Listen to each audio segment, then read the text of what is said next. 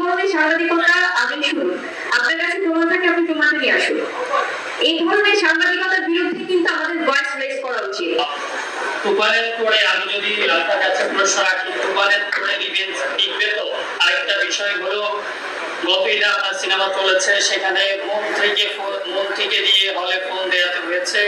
আপনি কি মনে করছেন আপনার এই সিনেমা এবার তুফানের পরে লিখবে এবং মন্ত্রীকে দিয়ে ফোন দেওয়াতে হবে না, সাধারণ মানুষ এটি দেখে টাকা উসুল হবে?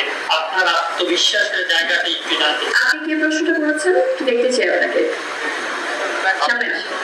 আমি আহসান হাবিব কালবেলা। আপনি সামনে আসুন। বলেন, সমস্যা নেই। না আপনি সামনে আসতে হবে, কারণ আপনাকে কেউ দেখতে পাচ্ছে না। আপনাকে কেউ দেখতে পাচ্ছে। আপনাকে একটু চাই সবাইকে দেখাতে। একটু আসুন সামনে। এদিকে তাকাও। এদিকে তাকান। অডিয়েন্সের দিকে তাকান।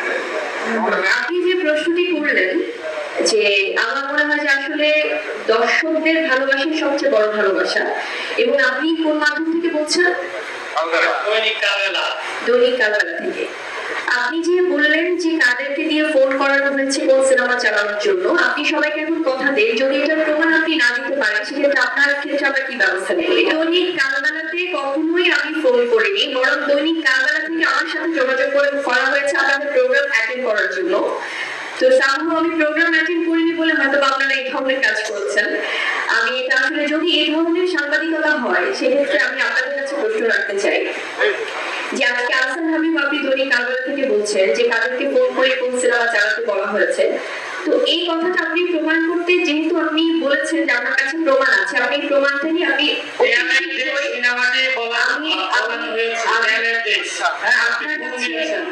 প্রমাণ আছে, আপনি প্রমাণটা প্লিজ দেখান। না না না না এই ধরনের সাংবাদিকতা আমি শুনুন, আপনার কাছে প্রমাণ থাকে আপনি প্রমাণটা নিয়ে আসুন।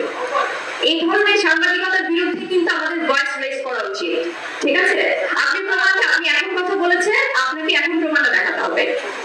সো আমি প্রথমেই বলছি যে আমাদের এই ধর, আমি যেটা প্রথমে বলছিলাম যে আসলে সিনেমা ইন্ডাস্ট্রির এই যে একটা নেগেটিভিটি, এটার বিরুদ্ধে আমাদের সবাইকে সোচ্চার হতে হবে। কারণ আমাদের দর্শকরা আমাদেরকে ভালোবেসে টিকিট কেটে সিনেমা দেখে, এবং যে সিনেমাগুলো ভালো চলছে, দেয়াল নির্দেশ আমার যে সিনেমাটা, এটা প্রচন্ড প্রশংসনীয় একটা সিনেমা, এবং যারা দেখেছেন আমাদের কাছে সেই দর্শকদের ভালোবাসার প্রতিক্রিয়া আছে। এই সিনেমা চালানোর জন্য আমাদের কাউকে ফোন দেবার প্রয়োজন নেই প্রথমত, এবং I have that guts to challenge you, if you have that guts you will prove everything. আপনি কোনো আর্টিস্টকে বা কোনো মুভি টিমকে নিয়ে এই ধরনের এলিগেশন দেবেন এবং সেটা নিয়ে একটা ইয়েলো জার্নালিজম করবেন, সেটার বিরুদ্ধে আসলে আমাদেরকে কথা বলা উচিত।